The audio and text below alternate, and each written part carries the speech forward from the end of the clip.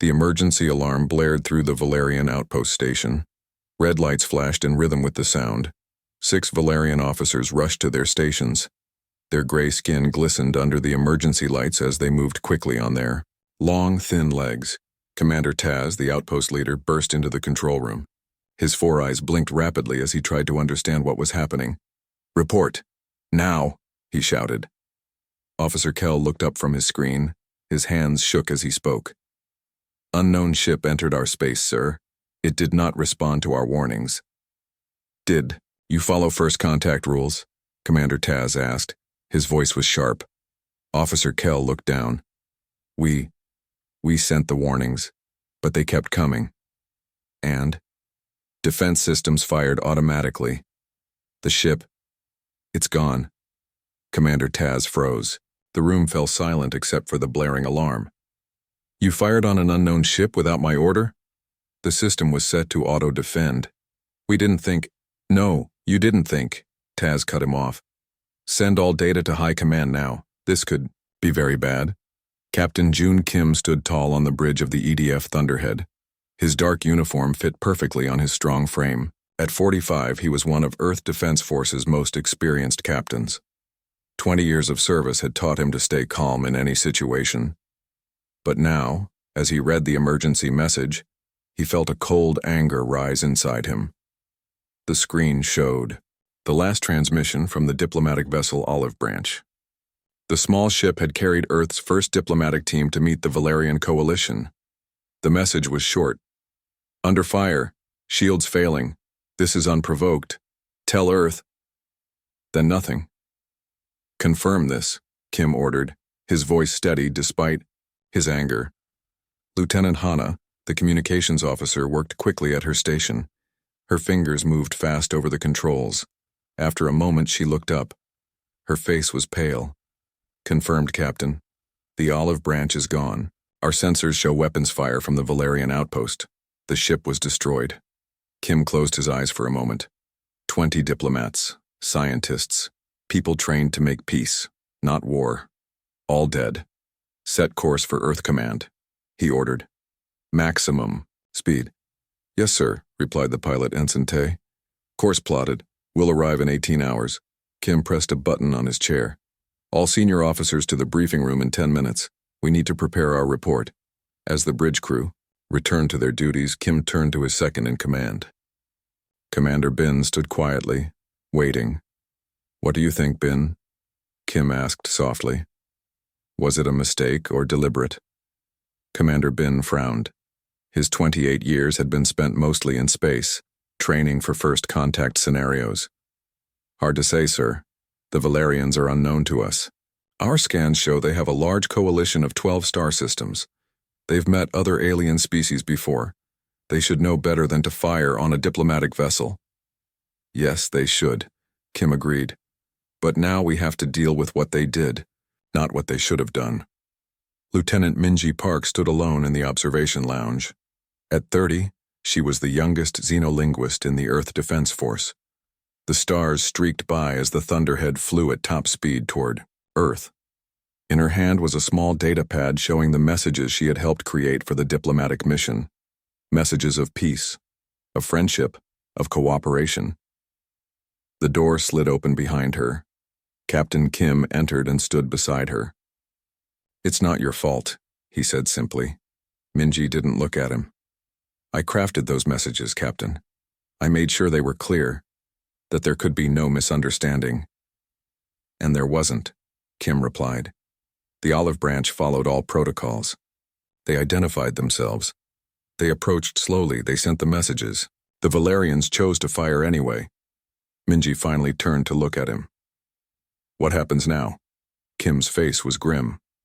Now we go to war." The Valerian High Council chamber was in chaos. 12 council members shouted over each other. Supreme Counselor Zev, the oldest and most respected, finally raised all 4 of his arms. "Silence!" he shouted. "This panic helps nothing." The room quieted. Zev turned to Admiral Kerr, who stood before the council. The Admiral's military uniform was decorated with symbols of past victories, but now he looked worried. "Tell us again. What happened?" Zev ordered. Admiral Kier cleared his throat. Our border outpost detected an unknown ship. The automated defense system was activated. When the ship continued to approach after warnings, the system fired. The ship was destroyed. Was it armed? Asked Counselor Mev, the only female on the council. No, Kier admitted. Our scans show it carried no weapons. And what do we know about these humans? Zev asked. Kier activated a holographic display in the center of the room. It showed images of Earth and its solar system. Not much, he said. They are new to space travel beyond their system. They have colonies on 3 nearby systems. They evolved on a high-gravity world, physically stronger than us. They appear to be pursuit predators based on their physiology. Dangerous? Asked another counselor. Potentially, Kier replied. But their technology seems comparable to ours, maybe slightly behind in some areas. Zev leaned forward. Have they responded to the incident? Not yet, Kier said. We sent messages of apology but received no reply. Could they be preparing for war? Counselor Mev asked. Kier hesitated. Possibly, but they are a small power, new to the galactic stage. They have limited ships. We have 300 warships in our fleet. Even if they wanted war, they couldn't possibly. An aide rushed into the chamber. He hurried to Admiral Kerr and whispered in his ear. Kier's 4 eyes widened. What is it? Demanded Zev. Our long-range sensors, Kier said. His voice was unsteady. They've detected ships leaving the human colonies. 47 vessels, moving toward our space. In formation? Asked Counselor Mev. Yes, Kier replied. Battle formation. How long? Until they reach our territory, Zev asked. That's the strange part, Kier said. Based on what we know of their technology, it should take them at least 2 months to reach us. But at their current speed, he paused. 3 weeks. Maybe less. The chamber fell silent as the council members absorbed this news.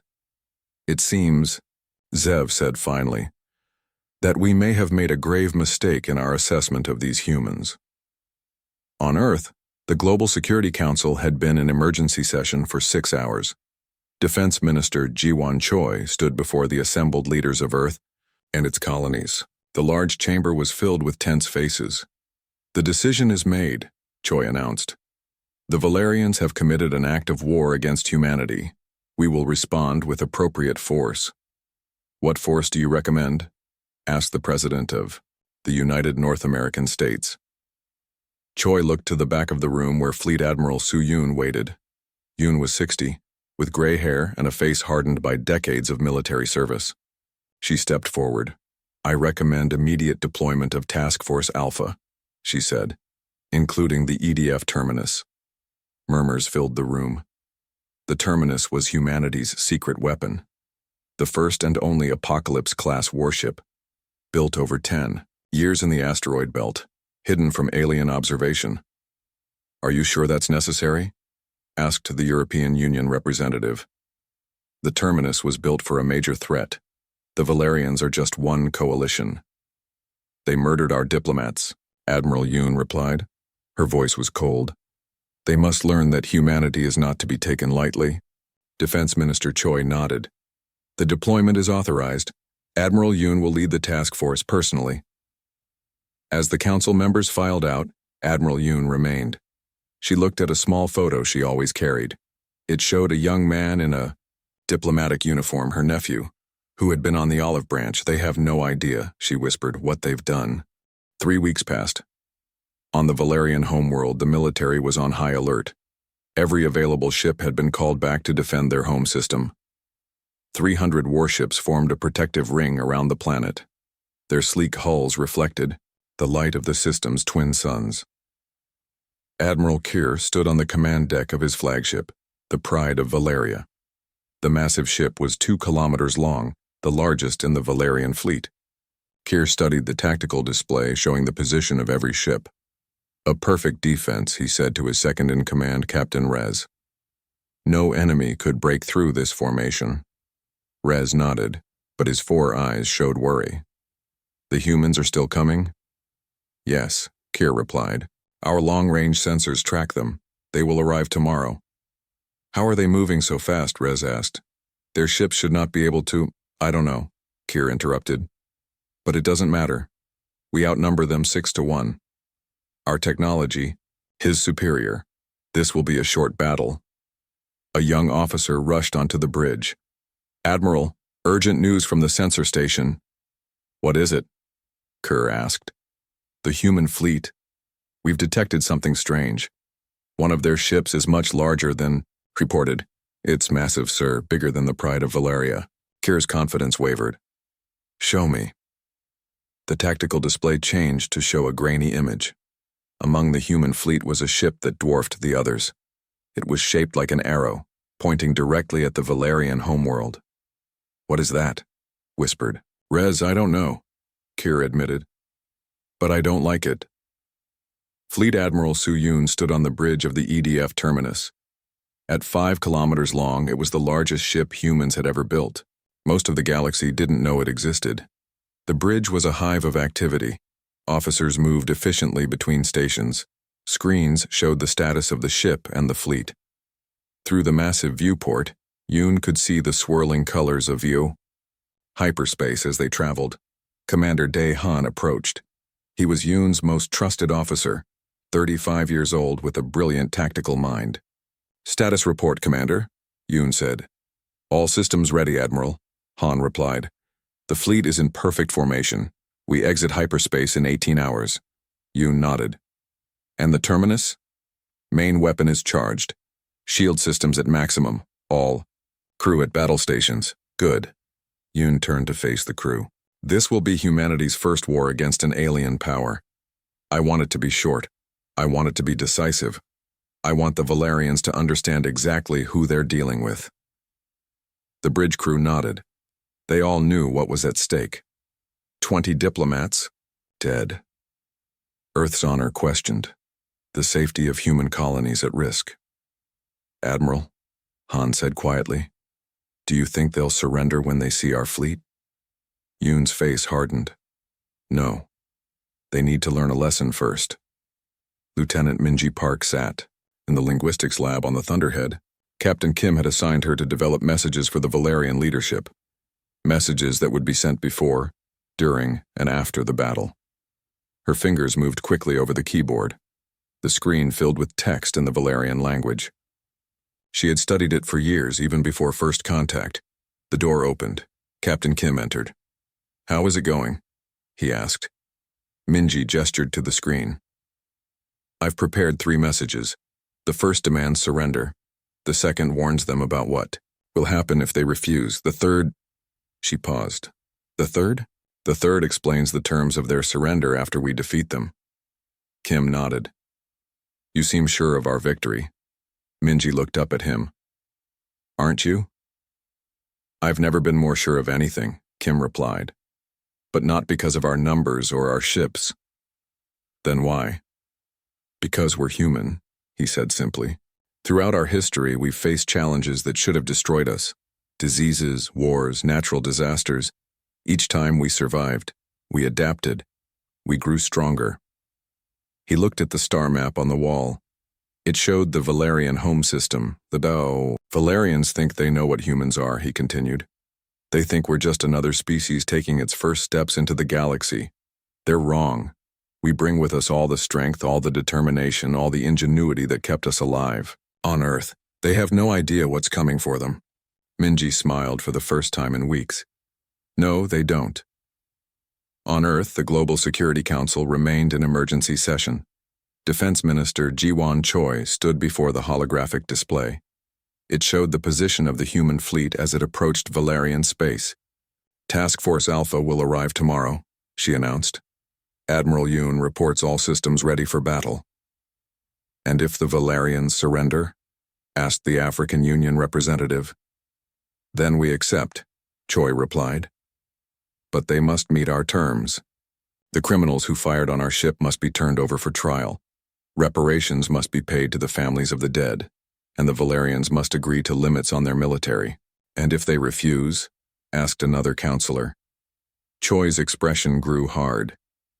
Then Admiral Yoon has authorization to use the full capabilities of the Terminus. A murmur went through the council. Everyone knew what that meant. The Terminus carried weapons that could crack a planet's crust. Not that they would use such force. Humans were not monsters, but the threat had to be real. "This seems extreme," said the European Union representative. "It was one ship, 20 people. It was an unprovoked attack on a peaceful mission." Choi responded. Her voice was sharp. "If we do not respond with force, what message does that send to the galaxy? That humans can be killed without consequences? No. The galaxy must learn that humanity is not to be trifled with." The council voted. The resolution passed with a large majority. Earth was officially at war. Supreme Councilor Zev called the Valerian High Council to order. The 12 members sat around the circular table. Their faces showed fear. "Admiral Kerr has confirmed that the human fleet will arrive tomorrow," Zev announced. "They have not responded to our messages of apology." "How is this possible?" asked Councilor Mev. "Their ships should not be able to travel so fast." "It seems we underestimated their technology," Zev replied. "We may have underestimated much about them." "What do we know about their weapons?" asked another councilor. Zev activated a holographic display. It showed scans of human ships. "Not much," he admitted. "Our spies report they have energy weapons similar to ours, missile systems, defensive shields. But this large ship," he pointed to the image of the Terminus, "this is unknown. We have no data on its capabilities." "Could it be a transport?" suggested Councilor Mev. "Perhaps carrying ground troops?" "Possibly," Zev said. "But why bring troops? They can't hope to invade our homeworld. We have billions of citizens. They would be outnumbered." The room fell silent as they considered the options. "I propose we offer full surrender," said one councilor.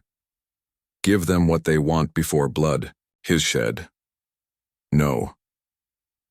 Admiral Kerr had entered the chamber. He looked angry. "We cannot show such weakness. We have 300 ships, the finest fleet in this sector of the galaxy. We will crush these humans and teach them their place." Zev studied Kir carefully. "You sound very confident, Admiral. Yet you were the one who warned us about human pursuit predator evolution. About their high-gravity world making them physically stronger." "Physical strength means nothing in space combat," Kir replied. "Ship against ship, we will win." Zev looked around the table. "The council will vote. Do we fight or do we surrender?" The vote was 10-2. They would fight. As Kir left the chamber, Councilor Mev stopped him. "I voted to surrender," she said, quietly. "I think you're making a terrible mistake." Kir looked down at her. "When I return victorious, you will change your mind." But as he walked to his shuttle, doubt crept into his hearts. What if the humans had more surprises? What if their ships were more powerful than expected? What if this strange, large vessel carried some weapon the Valerians had never seen? He pushed the thoughts away. It didn't matter. Numbers would win the day. The Valerians would teach these upstart humans a lesson they would never forget. Tomorrow would prove him right. Or terribly, terribly wrong. The day of battle arrived. The Valerian defense fleet formed a wide crescent in space. 300 ships arranged in perfect formation. Their silver hulls gleamed in the light of the twin suns. On the bridge of each ship, crews checked weapons and shields. They were ready. Admiral Kir stood on the command deck of the Pride of Valeria. He watched the tactical display with all four of his eyes. His long fingers tapped nervously on the rail. "Any sign of the humans?" he asked. "Not yet, Admiral," replied the sensor officer. "But our deep space scanners show they will arrive soon." Kir nodded. He had studied human combat tactics for the past 3 weeks. There wasn't much information, but what he found worried him. Humans were aggressive, determined. They didn't give up easily. "When they arrive," Kir ordered, "target their largest ship first, the unknown vessel. I want it disabled before it can use whatever weapons it carries." "Yes, Admiral," his weapons officer replied. The minutes passed slowly. The crew was tense. Then, "Contact," shouted the sensor officer. Multiple ships exiting hyperspace. Kier leaned forward. Show me. The main screen lit up.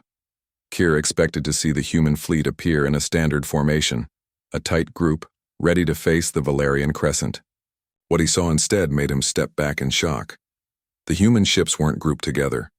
They appeared at different points across a vast area of space, some above the Valerian fleet, some below, some to the sides.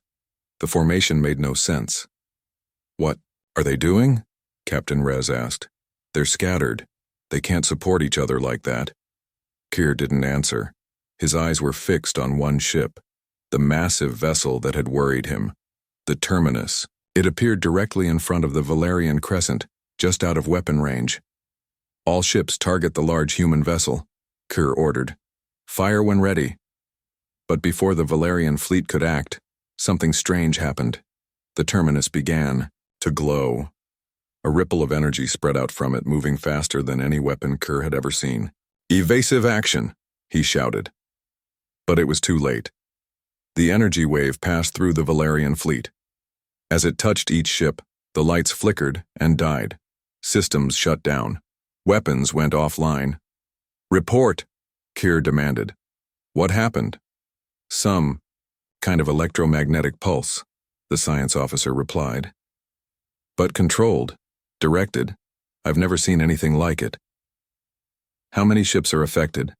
The officer checked his screens. 27 vessels completely disabled, Admiral. Another 40 have partial systems failure. Almost a quarter of the fleet neutralized in seconds, without firing a single conventional weapon. On the bridge of the Terminus, Fleet Admiral Su Yun watched the tactical display with satisfaction. The EMP wave had worked perfectly. Phase 1 of her battle plan was complete. Status of the Valerian fleet? She asked. 27 ships dead in space, replied Commander Han. 40 more with significant damage, no casualties detected.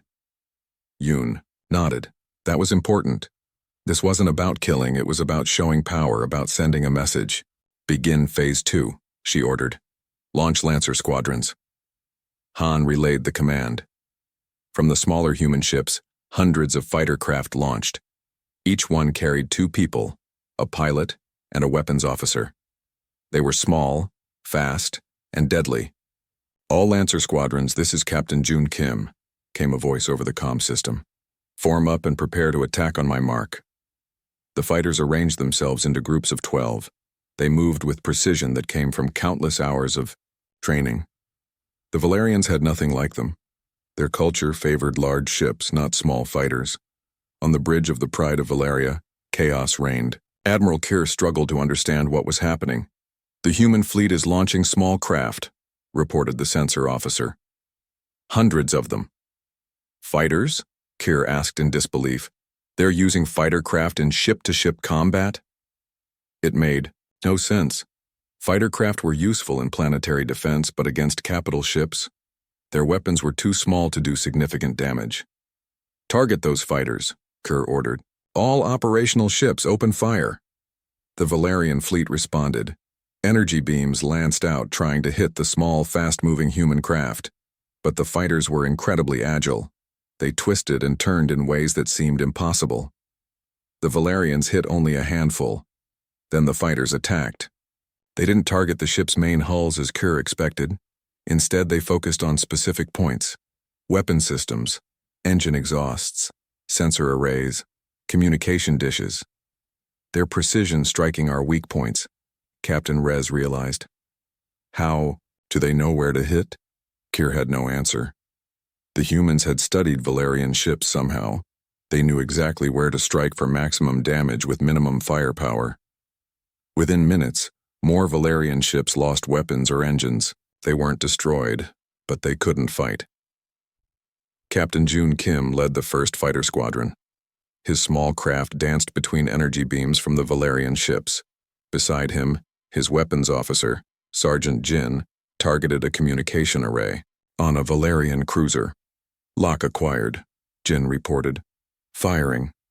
A small missile shot from their fighter. It hit the array directly, destroying it. Good hit, Kim said. Next target. Their fighter spun around, heading for another Valerian ship. In his ear, Kim heard reports from other squadron leaders. The battle was going exactly as planned. "This is too easy," Jin commented. "They can't touch us." "Don't get overconfident," Kim warned. "We've trained for this, they haven't, that's the only difference." But even Kim was surprised by how well the human forces were performing. The Valerians had more ships, more firepower, but the humans had better tactics, better training, and most importantly, better technology. On the terminus, Admiral Yoon watched the battle unfold. The fighters were doing their job perfectly. The Valerian fleet was being systematically disabled, not destroyed. "Admiral," Commander Han said, "we're receiving a transmission from the Valerian flagship." Yoon nodded. "Put it through." The main screen showed Admiral Kerr. His gray face was tight with stress. Behind him, his bridge was filled with frantic activity. "This is Admiral Kerr of the Valerian Defense Force," he said. "What is the meaning of this attack?" Yoon stood tall. "This is Fleet Admiral Su-Yoon of the Earth Defense Force. You know why we're here. Your forces destroyed an unarmed diplomatic vessel without provocation." "That was a mistake," Kerr replied. "We sent apologies." "Apologies are not enough," Yoon interrupted. 20 of our people are dead. Our diplomatic mission was destroyed before it could begin." Kerr's 4 eyes blinked rapidly. "What do you want?" "Unconditional surrender," Yoon replied. "Now." "We still have over 200 functioning ships," Kerr said. "We can continue this fight." Yoon smiled slightly. "Can you? Look at what we've done with our small fleet. We've neutralized a quarter of your forces without destroying a single ship, without causing a single casualty. This is us being merciful, Admiral Kerr." She gestured, and the camera showed the terminus. "This ship hasn't even used its main weapons yet. Would you like to see what happens when it does?" Kerr hesitated. Behind him, an officer whispered something in his ear. His expression changed to one of shock. "More human ships have appeared behind our fleet," he said. "How is this possible?"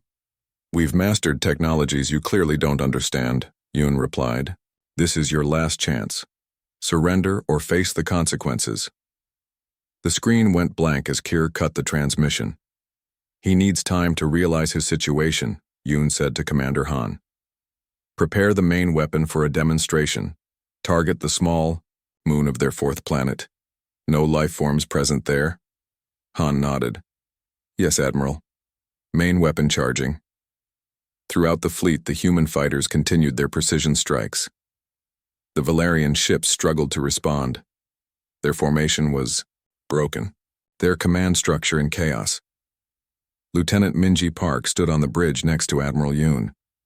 She had been brought aboard to help with communications. "They didn't expect this," she said quietly. "They thought we would fight like them." "That's why they'll lose," Yoon replied. "They studied us, but they didn't understand us. Humans don't fight to match our enemies. We fight to win." The main weapon of the terminus reached full charge. The massive ship turned slightly, aiming at the small, uninhabited moon. "Admiral," Commander Han reported. "We're ready," Yoon nodded. "Show them what humanity can do." A bright beam of energy shot from the front of the terminus. It crossed the distance to the small moon in seconds. When it hit, the effect was immediate and terrifying. The moon's surface cracked. Huge pieces broke away. Within minutes, the moon was nothing but floating rocks. On the bridge of the Pride of Valeria, Admiral Kerr watched in silence. His hands gripped the rail so hard his knuckles turned white. Behind him, his officers stared at the screen with wide eyes. "They destroyed a moon," Captain Rez whispered. "With one shot." Kerr couldn't speak. His mind raced. The humans had technology far beyond what the Valerians thought possible. They had tactics the Valerians couldn't counter. And now, they had demonstrated a weapon that could shatter worlds. The communication screen lit up again. Admiral Yoon's face appeared. "That was a demonstration," she said calmly. "The terminus can target your ships just as easily, or your orbital stations, or your colonies." "You would attack civilian targets?" Kerr asked, finding his voice. "No. Yoon replied firmly. Humans don't kill civilians. That's the difference between us. But we can and will disable your military completely. Your choice, Admiral. Surrender now, or we continue this one-sided battle. Kier looked around his bridge. More than half his fleet was disabled or damaged. The human fighters continued their precise attacks. And now he knew the true power of the terminus. I need to consult with my government, he said finally. Yoon nodded. You have 1 hour. On the Valerian homeworld, the High Council watched the battle with growing horror. They had seen the destruction of the moon. They had seen their mighty fleet reduced to chaos by a smaller human force. We must surrender, said Counselor Mev. We cannot win this fight. Agree, said Supreme Counselor Zev. We made a terrible mistake attacking their ship. Now we must accept the consequences. But what will they demand? Asked another counselor. Will they occupy our worlds? Take our resources? Make us a slave species? We don't know enough about humans to predict that, Zev replied, but continuing to fight is suicidal. The vote was unanimous this time. They would surrender. Admiral Yoon sat in her private office on the terminus. With her were Commander Han and Lieutenant Minji Park. They were preparing the terms of surrender. We need to be firm but fair, Yoon said. This isn't about revenge. It's about justice and security. Minji nodded as she typed. I've outlined our main demands. The individuals responsible for firing on the olive branch must be turned over for trial. The Valerians must pay reparations to the families of the dead. And they must agree to limits on their military near human space. Good, Yoon said. Add that we will require a human monitoring station in their territory to ensure compliance. As they worked, a message arrived from Admiral Kerr. The Valerian High Council had agreed to surrender. They would accept reasonable terms. It's over, Commander Han said with relief. We won. Yoon shook her head. The battle is over. Now the hard part begins. Making peace is always harder than making war. Captain Jun Kim landed his fighter on the Thunderhead. As he climbed out, his pilots gathered around him. They had performed perfectly in the battle. Not a single human fighter had been lost. Good work, everyone, Kim said. The Valerians have surrendered. The mission is complete. The pilots cheered. Kim raised his hand for silence. Don't celebrate too much, he cautioned. Remember why we're here. 20 of our people died. This isn't a happy day. It's a necessary one. The mood turned somber. Kim nodded in approval. This was the right reaction. Humans were warriors when needed, but they didn't glory in victory over others. That wasn't their way. 3 days later, a delegation from Earth arrived on the Valerian homeworld. Ambassador Hyun Lee led the group. With him were military officers, legal experts, and Lieutenant Minji Park, who would serve as translator. They gathered in the Great Hall of the High Council. The room was massive, with high ceilings and ornate decorations. The 12 council members sat on one side, the human delegation on the other. We come to formalize the terms of surrender, Ambassador Lee began. Minji translated his words into the Valerian language. Supreme Counselor Zev nodded. We accept responsibility for the attack on your vessel. It was a terrible mistake. We wish to make amends. Lee laid out the terms. They were firm but not harsh. The Valerians would surrender those responsible for the attack. They would pay reparations. They would accept limits on their military activities near human space, and they would allow a human monitoring station in their territory. These terms are fair, Zev said after a brief discussion with the council. We agree to them all. There is one more thing, Lee added. We want you to understand who humans are, what we value, what we believe. Minji stepped forward. She had prepared for this moment. She would explain humanity to the Valerians. Humans come from a world that tried to kill us at every turn, she began. Our planet has extreme weather, natural disasters, dangerous animals, and deadly diseases. To survive, we had to become adaptable, resourceful, determined. The council listened in silence as Minji continued. For most of our history, we fought against ourselves. Tribe against tribe, nation against nation. We became very good at war, but we also learned the value of peace, of cooperation, of mercy. She gestured to the human delegation. What you saw in battle was human efficiency. We don't fight to show our strength or to prove our worth. We fight to win as quickly and cleanly as possible. And when the fighting is done, we seek to build rather than destroy. Counselor Mev leaned forward. If you are so advanced, why not simply destroy us? Take our worlds, our resources? Minji smiled. Because that's not who we are. Humans believe in justice, not revenge. In cooperation, not domination.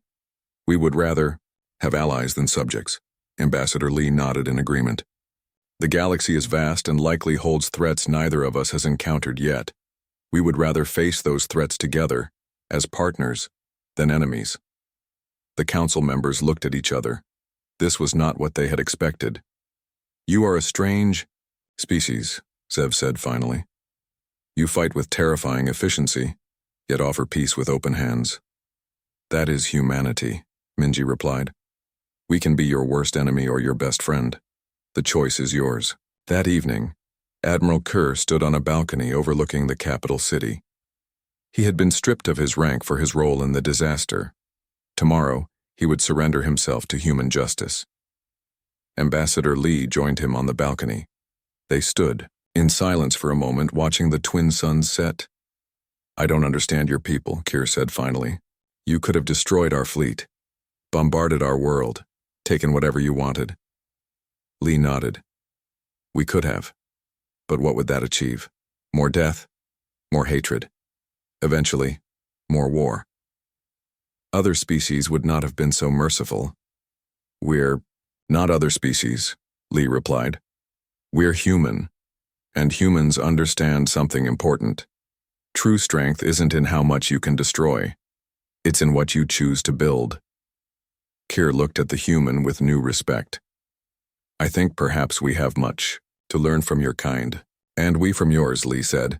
That was the point of our diplomatic mission, to learn, to share, to grow together. As the last light faded, both aliens stood side by side. Enemy turned to reluctant ally. The first step on a long journey, and in orbit above them the terminus remained, a silent reminder of humanity's power and its restraint. 1 month after the surrender, the Valerian capital city looked different. Human engineers worked alongside Valerians, helping to improve their technology. In the main square, a memorial stood. It honored the 20 humans who had died on the olive branch. Their names were carved in both human and Valerian script. Supreme Counselor Zev walked through the city with Ambassador Lee. They had become something close to friends in the past weeks. Your people work quickly, Zev commented. The improvements to our power grid are already complete. Lee nodded. Humans don't like to waste time, and helping your people benefits everyone. They stopped at a small cafe. It was a new addition to the city. It served both Valerian and human food. Inside, humans and Valerians sat together talking, sharing ideas. I never expected this, Zev admitted.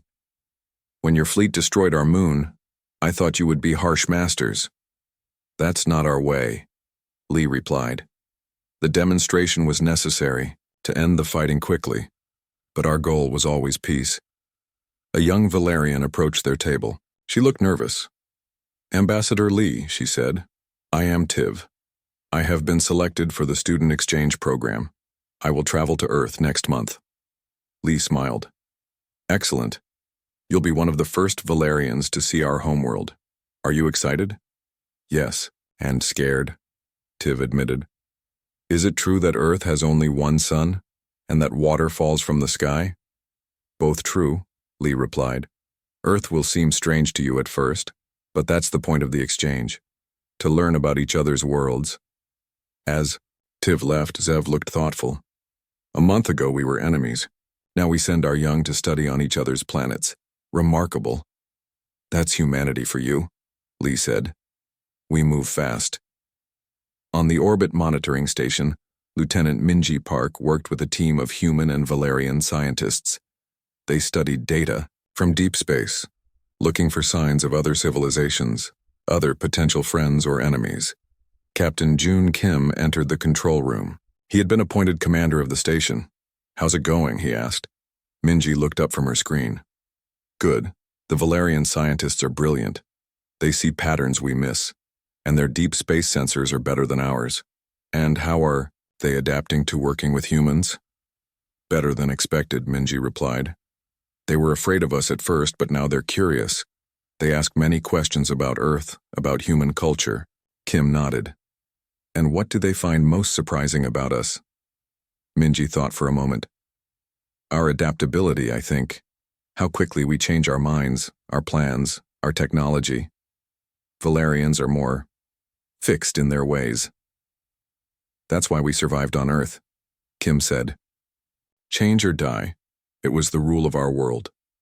He looked out the viewport at the Valerian homeworld below. "Do you think they'll ever really understand us?" "Not completely," Minji said. "Just as we'll never completely understand them.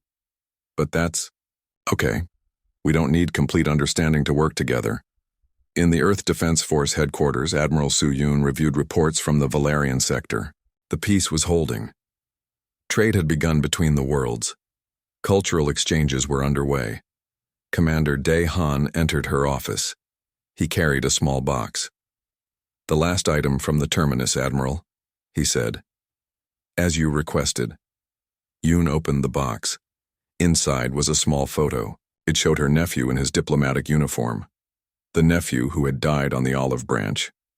"Thank you, Commander," she said quietly. "The ship has been fully decommissioned?" "Yes, Admiral. The main weapon has been dismantled. The ship will be converted to a research vessel, as ordered by the Security Council." Yoon nodded. The terminus had served its purpose. It had shown the galaxy that humans were not to be taken lightly. Now it would serve a new purpose. Exploration rather than war. "Good," she said. "That's as it should be." Han hesitated. "Some officers think we're moving too fast, that we should keep the terminus ready in case other alien species threaten us." "And what do you think, Commander?" I think the strongest statement we can make is to turn our most powerful warship into a vessel of peace. It shows who we really are." Yoon smiled. "Precisely." On the Valerian homeworld, a special ceremony took place. In the Great Hall of the High, Council, humans, and Valerians gathered. It was the formal signing of the Alliance Treaty. Admiral Kerr stood at the back of the room. After his trial, he had been sentenced to work with the human Valerian scientific team, not as punishment but as rehabilitation, to learn about humans, to help build a better future. "They are remarkable," he said quietly to Counselor Mev, who stood beside him. "I have studied humans for weeks now. Do you know what their greatest strength is?" "Their technology?" Mev guessed. "Their military tactics?" "No," Kier replied. "It's their contradictions. They are warriors who prefer peace. Individuals who work perfectly as teams. They compete fiercely, yet cooperate completely. They can be both ruthlessly efficient and deeply compassionate." On the stage, Ambassador Lee and Supreme Counselor Zev signed the treaty. The room erupted in applause. "Look at them," Kier continued. "A month ago they destroyed one of our moons to show their power. Today they share their medical technology, which will save millions of Valerian lives. Is that not just smart politics?" Mev asked. "Making us dependent on them?" Kier shook his head. "I thought that too at first, but I've worked with them now, talked with them. No, this is who they are. They fought us because we gave them no choice. But peace was always their goal." The ceremony ended. Humans and Valerians mingled, talking, laughing. Former enemies, now allies. "I heard a human scientist say something interesting yesterday," Kier said. "She said that on Earth, they have a creature called a wolf. It is a fierce predator. But humans took some wolves and over many generations turned them into companions. They call them dogs. The scientist said that humans have this strange ability to make friends of their enemies, to find value in what others fear." Mev considered this. "And you believe we are like these dogs?" Kier laughed. No, but I believe we are fortunate. Of all the species we could have attacked by mistake, we attacked the one that values peace over revenge, cooperation over domination. As the celebration continued, news arrived from the Deep Space Monitoring Station. The human Valerian team had detected signals from another civilization, far beyond their known space. Ambassador Lee and Supreme Counselor Zev read the report together. It seems, Lee said, that the galaxy is more crowded than we thought. Are they friendly, these new aliens? Zev asked. Unknown, Lee replied. But whatever they are, we'll face them together. That's what allies do. The news spread through the hall. Humans and Valerians gathered in small groups discussing this new discovery. Not with fear, but with excitement. Together, they were stronger than either would be alone. On the observation platform above the hall, Lieutenant Minji Park stood with Captain Kim. They watched the scene below. It worked, Minji said. After everything, it worked. Kim nodded. Of course it did. We're human. Making the impossible happen is what we do. As the twin suns set on the Valerian world, the alliance of humans and Valerians looked to the stars. To new discoveries, new challenges, new friends, and perhaps new enemies. But whatever waited out there in the darkness between stars, they would face it together. And any species that thought to challenge them would learn the same lesson the Valerians had learned. Beware the humans, for their warships are swift, their weapons powerful, and their resolve unbreakable. But most dangerous of all is their capacity for turning enemies into allies, for seeing opportunity where others see only threats. That is the true power of humanity. Not the strength to destroy worlds, but the wisdom to build them.